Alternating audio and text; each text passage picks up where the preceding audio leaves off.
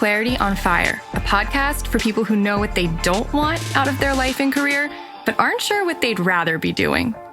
In a world where it's easy to exist, but hard to feel alive, we, Kristen and Rachel, 2 certified life and career coaches, are here to help you cut through the information overload, get unstuck, and focus not just on how you can have a career you're passionate about, but how to create a whole life that feels fulfilling. So join us here, where we serve up inspiration and down-to-earth wisdom in a way that only 2 best friends can. We want you to experience the relief of knowing that, yes, you're allowed to want more out of your life and career. And no, you don't have to wander through the dark anymore. Our job is to light the fire that shows you the way. Let's go.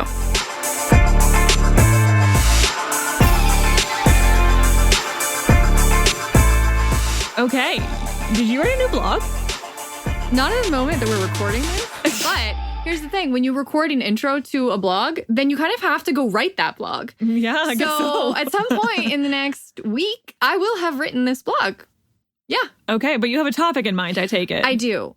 It's going to be about torturing yourself with other people's potential. Oh my God. I know. Oh, yeah. I know. I get this a lot with clients, obviously. And you see it just all the time. It's like, and I think the idea came a few months back from a coaching conversation. I'm going to have to go reread the notes before I write the blog so that I can remember, like, why did this spark me so much? But it came from when do you hold someone to a higher standard and advocate for their potential versus when do you realize that you're literally just torturing yourself with something that's never going to happen and they're never going to change? And like, I'm making myself feel worse in having this expectation that they can be fixed or that I can help them or that they can change. Really hard to know the difference between those 2 things. And there's just a lot of juicy, I hate that word, but I just used it. It is kind of a rich conversation. And I feel like I haven't even read this because it doesn't even exist yet. No. But I feel like a good follow-up to this would be our side chat about not fixing people. Sure. Yeah. So I'll link to that one too, because I feel like the people who are doing what this blog is describing are also the people who probably find themselves trying to fix people. That one was about 6 to 8 months ago, I think. But I will link to it. But it's a while. So yeah, you might need to go look at the show notes if you want to go back and listen to that one. It's a side chat about, the urge, the compulsion to need to fix people. But yeah, it would be a good follow-up to what I assume this blog will be about. Though it's awkward when you're doing an intro before you've written the blog, because what if I go off on a tangent and then it ends up being about something different? I have to kind of try to keep it between the lines as I write it. But also just, that we've now... Yeah, so if I go off in left field, then just know that that's just where my brain took me. That's where blogs go sometimes. You can have the best intentions and they kind of create themselves. Yeah, you end up not writing what you thought you were going to write. It's something different. Yeah. But I'll try my best to write what I just promised to write. Okay, let's hear it. Stop torturing yourself with other people's potential. It's a tale as old as time. Girl meets boy. Boy is kind of lame, or a bit of a jerk, or not super committed to the idea of a relationship. But boy could be so much more. There's a glimmer of ambition and wisdom and emotional availability under the surface, and girl is going to mine that for all it's worth. Until inevitably, she's gobsmacked by reality when boy fails to change, reciprocate her efforts, or become the partner she built up in her head. Not for the first, nor usually the last time, she has to learn that all that glitters is not gold. Unless you think this is a stereotypical example, it is, and for good reason. Keep in mind that people of all genders do this with everyone: bosses, coworkers, friends, family. It's a near universal human compulsion to see potential in people. And that reflects nicely on humans in general, but that tendency is also easy to take too far. So how do you stop torturing yourself with other people's potential? And how do you know when someone actually does have the potential to change? When is it right to give up on someone versus stick it out with them? I'm diving into the answers to all of that. Accept them for who they are now. One of my close friends has a mom who's somewhat of a narcissist, which is sadly not at all uncommon. A lot of my clients have been the children of narcissists too. It kills my friend that she can't have a normal relationship with her mom. There are things she'd like to be able to share, feelings, thoughts, vulnerabilities, that her mom is simply incapable of receiving or responding well to. After talking to her mom, she'd often feel dejected and sad because, once again, her mom was unable to give her the unconditional love and acceptance she craves. So here's what she came to realize. The expectation that her mom be someone she's just not was causing her, my friend, more pain than anything else. The hope that her mom would magically become capable of having a great relationship meant she kept getting disappointed every time her mom couldn't meet that expectation. And ironically enough, when my friend made peace with the fact that her mom wasn't ever going to be able or capable of giving her what she wants, she felt a lot less disappointed and sad about their relationship. And even more interestingly, when she stopped bringing those high expectations to the relationship, her mom actually did start responding a bit better. It wasn't a miracle cure by any means, but it's almost as if when my friend relaxed and gave her mom a bit of acceptance, her mom was able to respond a little bit in kind. So that's my first big point. You have to make peace with who someone is now. Accepting that they are who they are and that your dynamic with them may never improve much is critical. It sets you free from the prison of false expectations and constant disappointment. Which doesn't mean you aren't allowed to grieve what could have been. In my friend's case, she definitely had to spend some time mourning the mother-daughter relationship that they'll never have. But in the end, she feels better having the relationship that is possible for them rather than spending a lifetime perpetually grieving the one that isn't possible. Oh, and one more critical point. Accepting someone as they are now does not mean you condone bad behavior or allow them to treat you badly. In fact, accepting them as they are usually means you get better at setting boundaries and not tolerating bullshit because you're no longer seeing them through rose-colored glasses. Whose potential are you really seeing? One of my former clients, Hannah, struggled to break the pattern of dating a series of emotionally unavailable men. They were all a little bit different, but there were common threads. She tended to go after sensitive, artistic types who were very charming and deep in person, but who wouldn't communicate with her after a date nor prioritize spending time with her. From the outside, it's easy to wonder why someone would struggle to kick a dude to the curb when he clearly isn't emotionally available, but the view from inside the experience is different. From Hannah's perspective, these guys weren't bad. They were thoughtful and interesting and curious about her and the world. They enjoyed many of the same things that she did and can talk for hours about shared interests. So given that, it was easy to hope that that connection would lead to something more fruitful and long-term, but it never did. Here's the question I asked Hannah that started to turn this pattern around. Whose potential are you really seeing in these guys? For Hannah, the answer was, unsurprisingly, her dad. Hannah's parents split up when she was a kid, and she didn't spend nearly as much time with her dad as she did with her mom. She knew her dad loved her, but he wasn't very present physically or emotionally. He was often pursuing the next interesting work assignment instead of showing up for her. So later, as an adult, the unconscious pattern became, if I can get a deep, sensitive, interesting, charming guy to pay attention to me and prioritize me, then I'll finally get the love and acceptance I've spent a lifetime craving from my dad. Sometimes the potential you're trying to mine in the present is the stuff you never succeeded, from no fault of your own, to mine in childhood. And sometimes the one with the potential is you. Ever noticed how sometimes you're drawn to a certain type of person? Not just romantically, but in your friendships and other relationships too. Kristen won't mind if I throw her under the bus for a second, but she definitely has a type that I 100% fall into, by the way. She's always found herself drawn to friends, family, and boyfriends who are sort of loud and intense. Big personalities with a lot to say and no holds barred. I've nagged her to death, and I think she's almost accepted the fact that the reason she finds herself perpetually drawn to those types of people is because they have qualities she'd like to develop more in herself.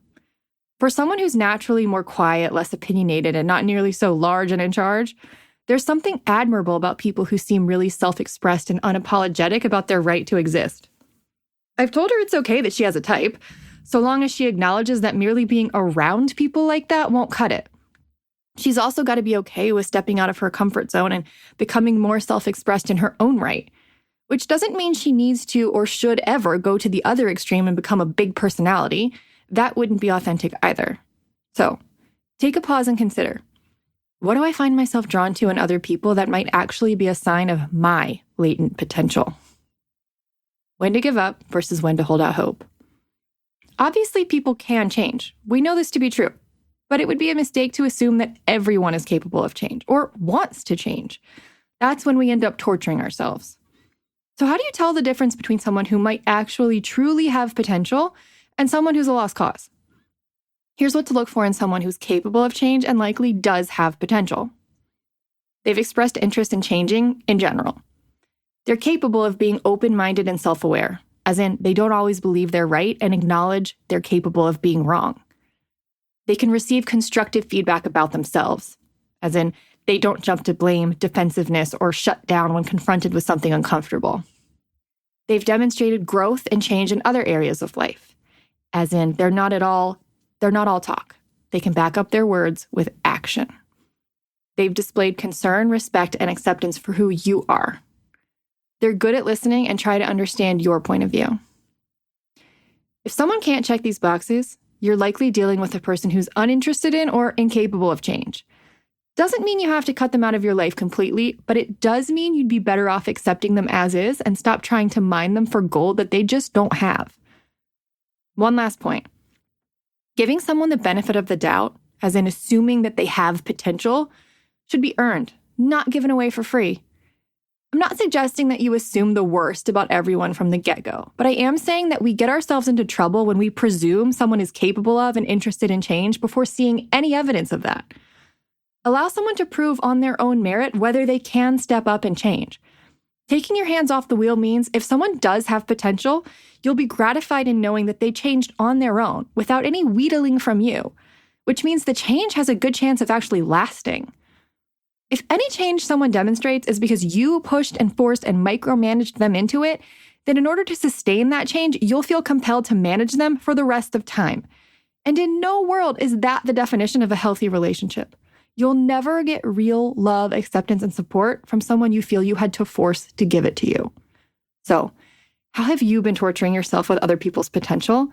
And are you willing to stop? Come share with me in the comments. So you've been hearing us talk about this, but as a reminder, we are doing a week-long promotion, holiday promotion of our Passion Profile short course starting next Tuesday, 1 week from today. December 10th through December 17th. Here's what you get. Here is what you get. Okay, well, you're going to get $50 off. You're going to get access to a live video workshop online that Kristen and I will be doing sometime in January. Date will be determined later after the promotion is over. Obviously, there will be a replay for anyone who does the short course. They'll have it. So if they don't have to be there live, that's fine. We're going to talk about, I wish I had like a snappy title, but I as of yet have not come up with one. But it doesn't really need one because it's not for the public. It's a private workshop. But I kind of want to talk about anti-resolution setting. Like goal setting that actually works? Yeah, goal setting that actually works. Resolutions that never work. Yeah, no, I don't like resolutions. I think they're really lame. So we can talk about things to do other than setting resolutions that work a lot better for making sustainable change. And also have some time for Q&A and just general, any questions about the short course and passion profiles or anything would be fair game. Yep. And then the third thing is that anyone who signs up in that window will also, if they want, get to talk to us about doing one-on-one coaching and starting technically during an off season, as in you don't have to wait until the next time we open up coaching enrollment, which would be in March. If you wanted to get started with coaching earlier, we would talk to you about that, which I'm like, is that a promise I should be making? I'm going to roll the dice and assume that by the time that happens, I'll have more space for those people. You also will get grandfathered into the current one-on-one coaching rates because they will be going up at the beginning of the new year. January 1st, new coaching rates. Yeah, by $500. But if you join the short course with us now, then you get grandfathered in. Mm-hmm. Even if you don't do coaching right away, even if you don't do it till, 2020. Well, obviously you couldn't do it until 2020 anyway.